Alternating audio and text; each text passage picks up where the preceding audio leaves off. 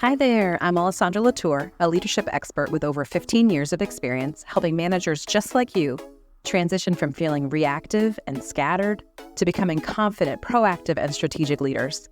Through the Latour Leadership Academy, I empower overwhelmed or growth-oriented managers, whether newly promoted or experienced but struggling to balance demands, with the tools, strategies, and coaching they need to shift from day-to-day firefighting to long-term strategic thinking.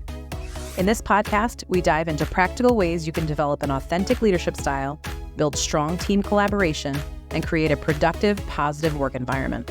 Together, we'll tackle the challenges of managing time, teams, and priorities so you can lead with clarity and confidence, not just solving today's problems, but driving sustainable growth for yourself and your team. If you are ready to stop feeling reactive and start stepping into your role as an authentic, strategic leader, you're in the right place. Let's get started. Let's be honest, no one enjoys having difficult conversations. Whether it's addressing poor performance, navigating conflict between team members, or giving constructive feedback, these conversations can feel stressful, uncomfortable, and even intimidating. Even experienced leaders admit they struggle with these moments. There's always the fear of saying the wrong thing, damaging relationships, or making a situation worse. But avoiding these conversations doesn't make the problem disappear, and it often makes it worse. Think about a time when you knew you should have spoken up but didn't. Maybe you had an underperforming team member, but instead of addressing it, you let things slide until their lack of contribution affected the whole team. Or maybe you hesitated to push back on a bad idea from a senior leader, only to see it spiral into a bigger issue later. Difficult conversations are an unavoidable part of leadership. The question isn't whether you'll need to have them, it's whether you'll handle them effectively. Today, we'll break down why leaders struggle with tough talks, explore the risks of avoidance, and share actionable strategies to approach these moments with confidence. Let's talk numbers. According to the Society for Human Resource Management, 70% of leaders admit to avoiding difficult conversations because they fear confrontation. That's a huge percentage of leaders who would rather sidestep an issue than address it head-on. But here's the problem. Avoidance doesn't solve anything. In fact, research shows that when leaders fail to address issues directly, team morale and performance suffer.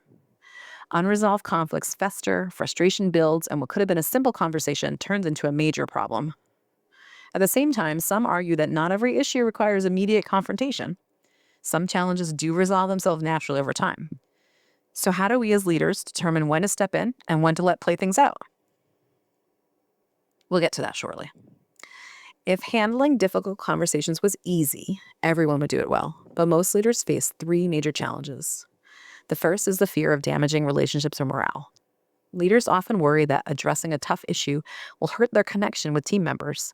They don't want to seem harsh or unsupportive, so they delay the conversation, hoping the problem will go away on its own. The second is lack of preparation or the right language. Many leaders simply don't know how to structure these conversations effectively. They either wing it, which can lead to miscommunication, or they overthink it and avoid the talk altogether. And then thirdly, emotional reactions from either party.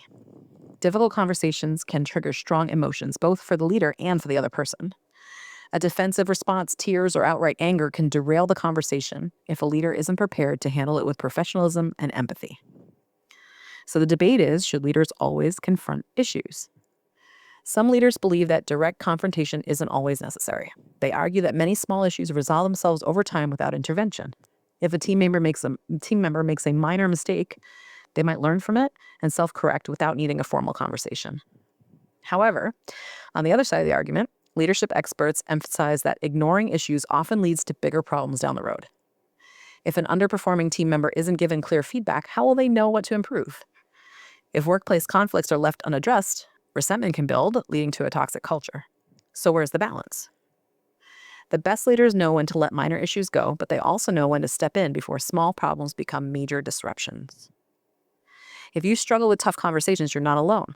But the good news is that there are strategies you can use to make them easier and more effective. Here are 3 steps you can use to help you handle difficult conversations with confidence. The first is use the SBI model to structure feedback.